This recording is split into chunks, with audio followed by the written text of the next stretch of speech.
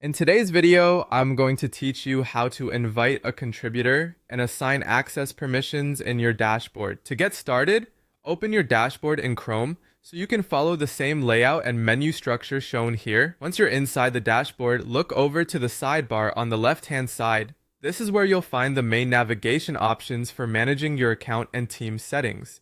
From the sidebar, go to Settings, and then open Permissions and Ownership. This section is where you control who has access to the account and what level of control each person will have. It's a good idea to move carefully here since permission settings affect what contributors can view, edit, and manage. When the Permissions and Ownership page opens, click Invite Contributor. This will bring up the invitation window where you can add a new person to the account. In the form, type the candidate's name and their exact email address. Make sure the email is entered correctly because the invitation will be sent to that address, and even a small typo can prevent the person from receiving it.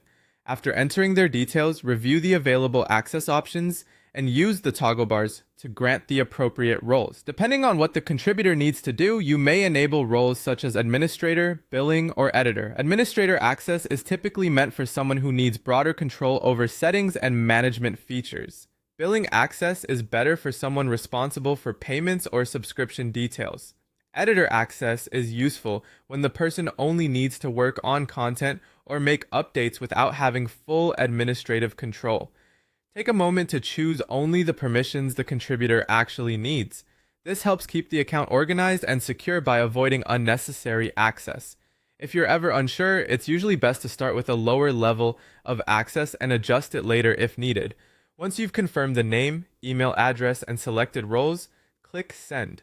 That will send the invitation to the contributor so they can accept access using the email you entered. And that's it. You've successfully invited a contributor and assigned their permissions through the dashboard.